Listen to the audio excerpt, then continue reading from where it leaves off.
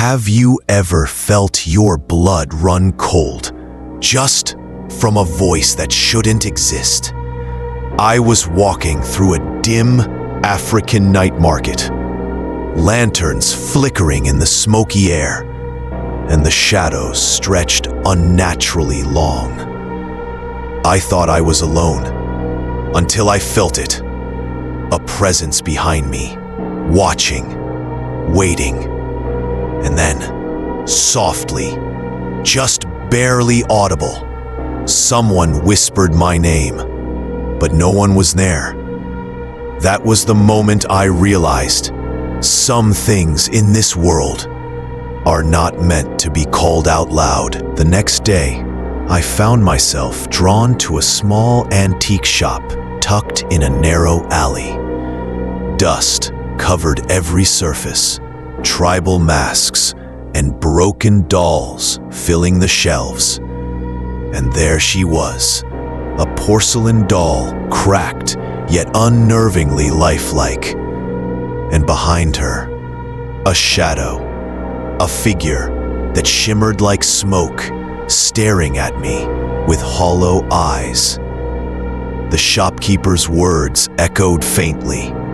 She's been waiting a long time.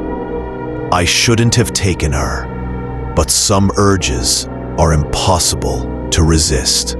She sat silently on the counter, her cracked cheeks and glass eyes reflecting the dim lantern light. A faint whisper, almost like a child breathing, drifted through the air. I blinked, and in her eyes I saw a tiny, ghostly face staring back at me. It was fleeting, almost imagined, but I could feel it. The weight of eyes that had seen centuries.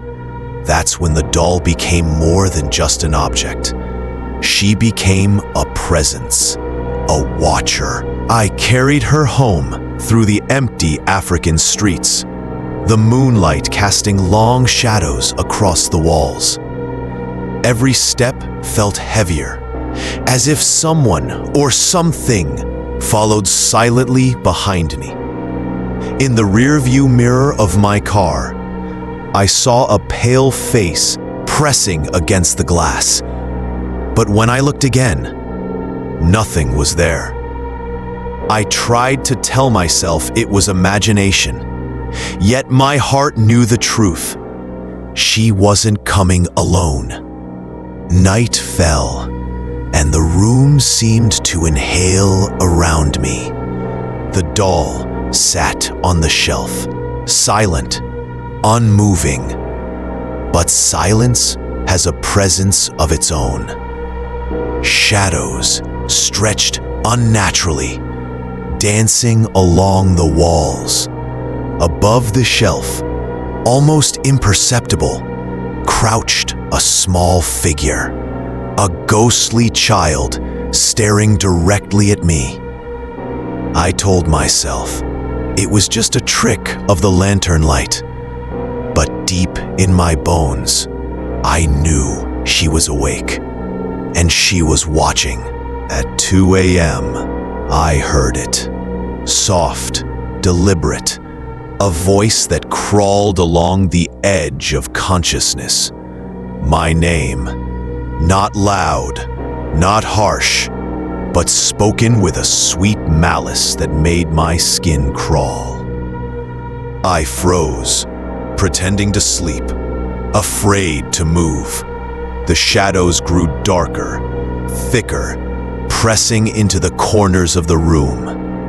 And I realized she had learned my name, and she was testing me.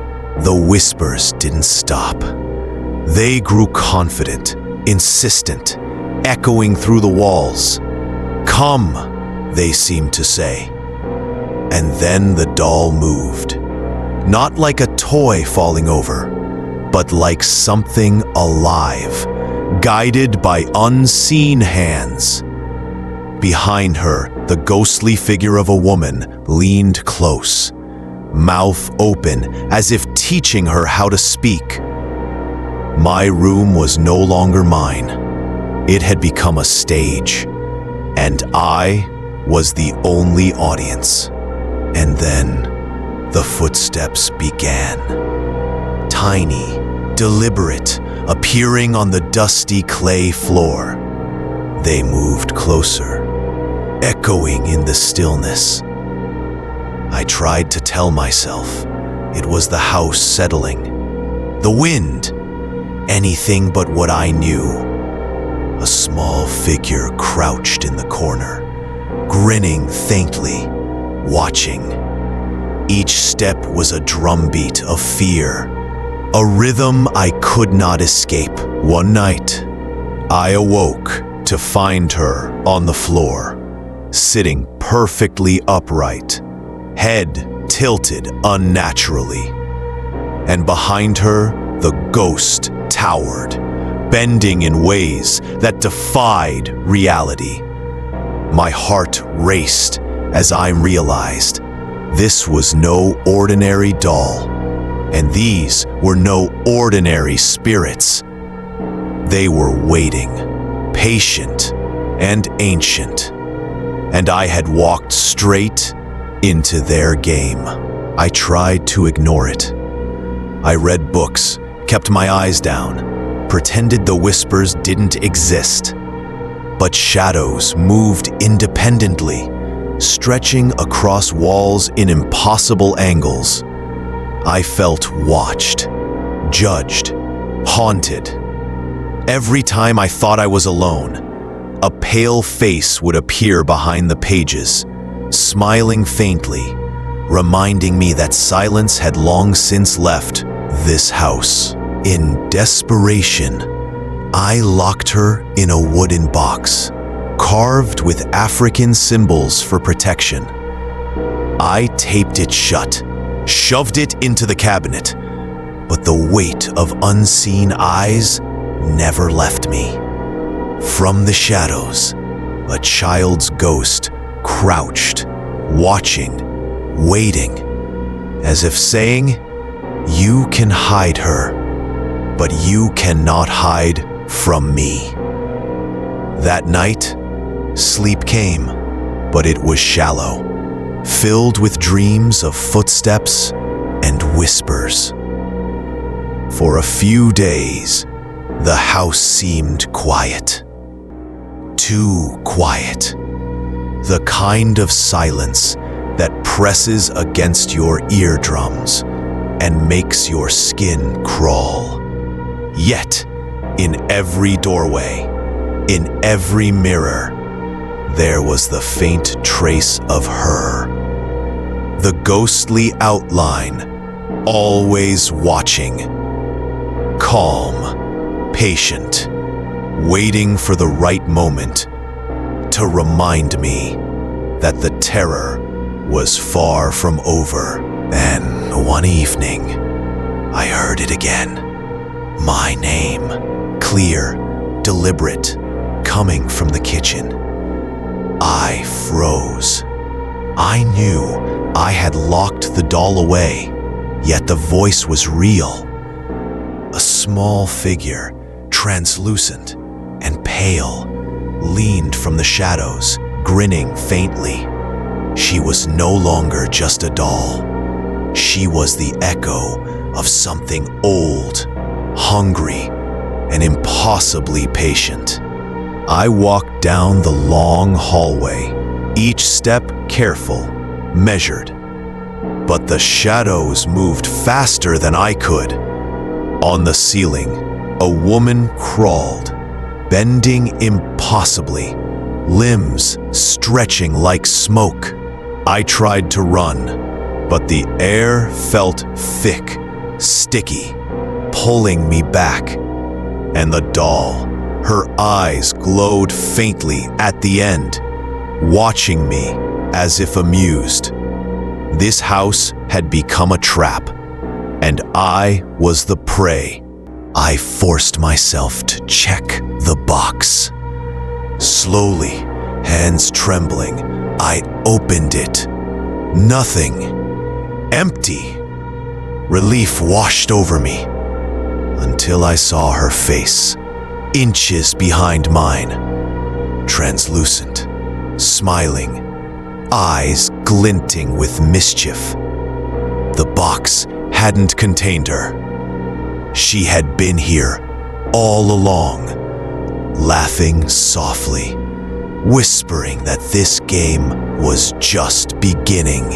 In the dust of the hallway, footprints appeared, glowing faintly under the lantern light. I followed them, trembling, until they ended abruptly in darkness. Ahead, a ghost child stood, holding the doll's shadow in her hands, smiling. Every instinct told me to run, but I was rooted in fear, unable to move, watching as the unseen grew ever more real. She appeared again at the top of the staircase, her head tilted unnaturally. Behind her, the woman's ghost loomed, grinning, stretching impossibly. I realized then that the doll was never alone, and neither was I. The house had claimed her, and through her, it claimed me. Every shadow now whispered, every step echoed, and every glance was a reminder that the line between the living and the dead had blurred. The room shook, lights flickering violently as they approached. Both ghosts, child and woman, closing in, and the doll sitting in the middle, calm, perfect.